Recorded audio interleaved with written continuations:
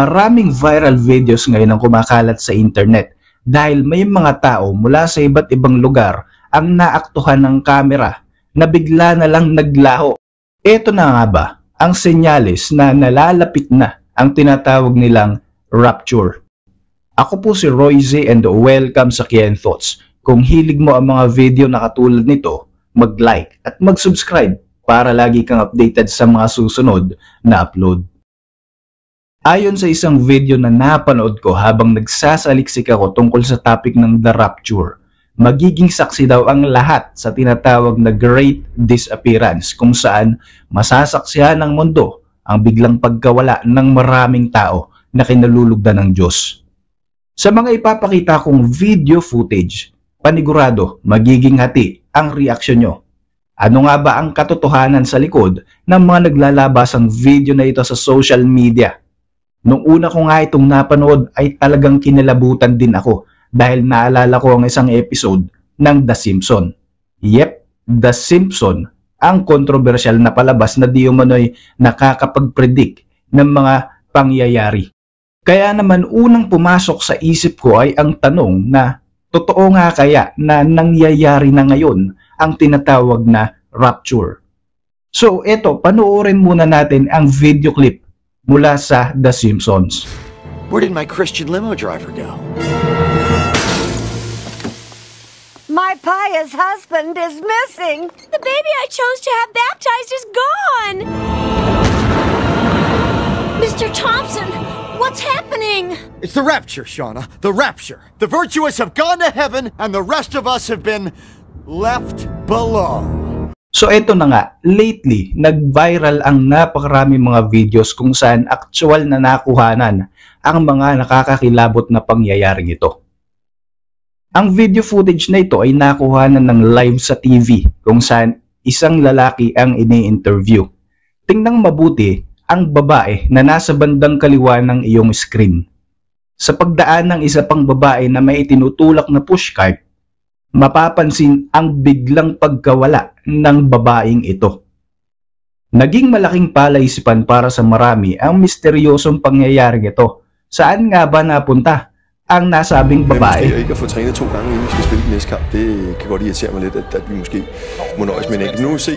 Nu ser vi på dem i løbet af aften, skal de ikke træne, og så ser vi hvor meget de kan i morgen. Og eventuelt så vil vi lægge en træning ind.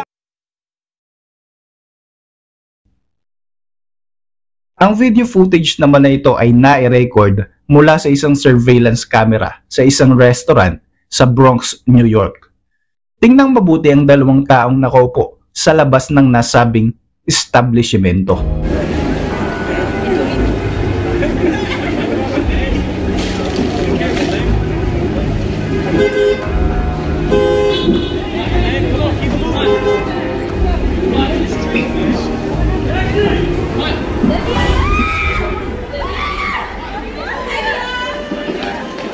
Out of nowhere, bigla na lamang silang naglaho.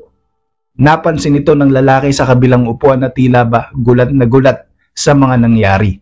Dito na nagsimulang magkagulo ang mga tao na nakawitness sa buong pangyayari. Sa video footage naman na ito nakuha sa loob ng isang school bus, makikita ang mga batang ito habang nagmamaneho ang kanilang bus driver. Tila ba inuutusan ng driver na umupo ang mga bata na nasa unahan. Ilang saglit lamang ang nakalipas ay bigla na lamang naglaho ang mga bata. Tila may nasagi ang kanilang sinasakyan na bus, kaya naman hindi agad napansin ng driver na wala na pala ang kanyang mga pasahero. Nang mabawi ng driver ang kontrol sa sasakyan, agad itong huminto upang i-check ang mga bata. Ganun na lamang ang kanyang pagkagulat nang wala na ang mga bata na kanyang pasahero. Now, hey, you kids, step forward, please. Facing forward, thank you. That's what I like. Everybody, hang on! Kids! Narito ang isa pang video footage kung saan makikitang kausap ng bus driver ang isang police officer at pinapakalma ito habang inaalam ang mga nangyari. School bus driver. He is freaking out. He claims the kids on his bus just vanished. There he is. He's freaking out. Okay. Slow down. Okay. I know you didn't get to action, you just told me that. Okay, the kids are gone. They're gone. I don't know where they went. How many kids total? Sa video footage naman na ito sa CCTV sa loob ng isang restaurant, laking gulat ng mga tao na kumakain dahil naglaho ng parang bula ang mga kasama nila.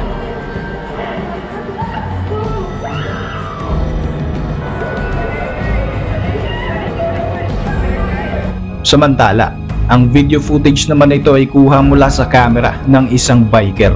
Makikita sa unahan niya ang isa pang nagbabike.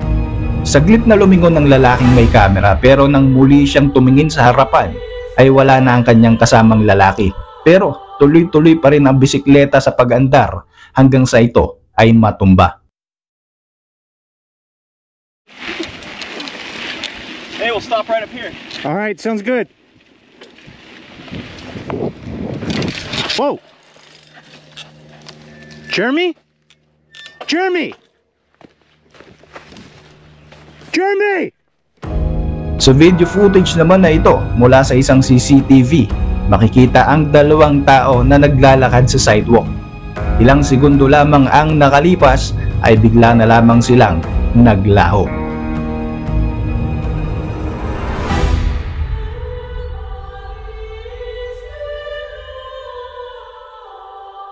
Sa kuha naman ng CCTV sa loob ng isang ospital, makikita ang 4 na anggulo na ito ng iba't ibang area sa loob mismo ng establishmento. Ilang sandali lamang ang lumipas, maririnig ang ingay ng mga nalaglag na gamit sa sahig kasabay ang pagkawala ng 11 tao na nasa loob ng ospital.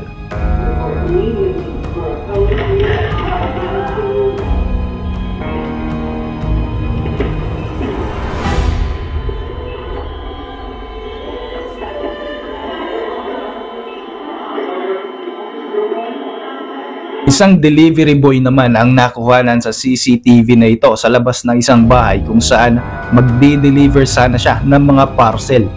Matapos ibaba ang bitbit na kahon at mag-doorbell, saglit sinilip ng lalaki ang kanyang cellphone. Babalik na sana siya sa kanyang sasakyan nang biglang ganito ang nangyari.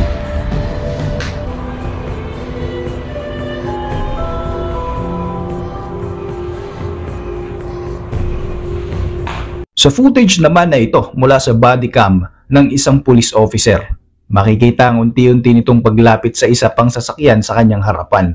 Sinita pala ang babae dahil nag-overspeeding ito.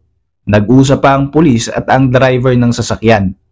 Nang hingin ng pulis ang license and registration ng babae, akmang tatalikod na sana ang opisyal pero nagulat siya dahil wala na ang kausap niyang driver. What the? Sarah? 3201? The dispatch? Sa footage naman na ito kung saan naglalaro ang mag-ina, bigla na lamang nawala ang batang sakay ng duyan. Charlotte? Where did she go? Where? Kuha naman sa loob ng isang simbahan ang video footage na ito. Isang nakakakilabot na video ang masasaksiyan kung saan sa live stream mismo na ito, kitang-kita na bigla na lamang naglaho ang ilang mga tao na nasa loob ng simbahan.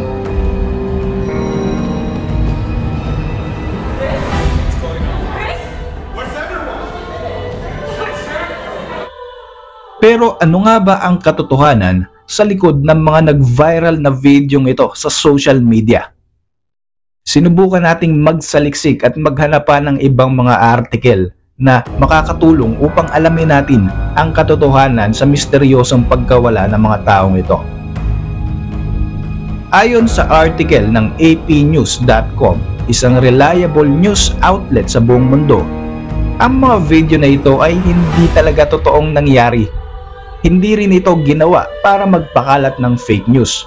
Nagkataon lamang na kulang ang context o walang konteksto ang mga nakalagay sa viral videos.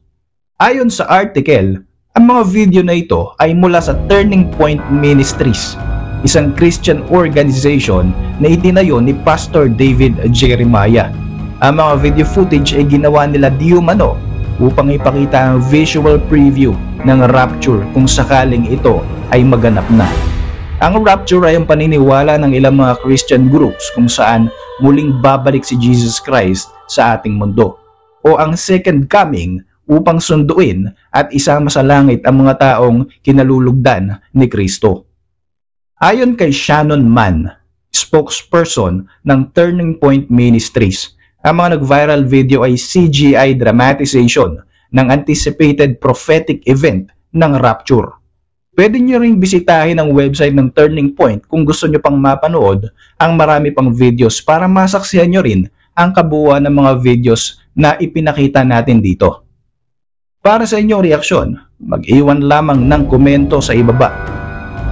And before we end this video, shout out muna kina Shinonaga Evelyn, Rakiterang Nanay, Omar Vasay at kay Mercedes Patling Rao. Muli, ako po si Roy Z. Maraming salamat sa patuloy na pagsubaybay sa ating channel.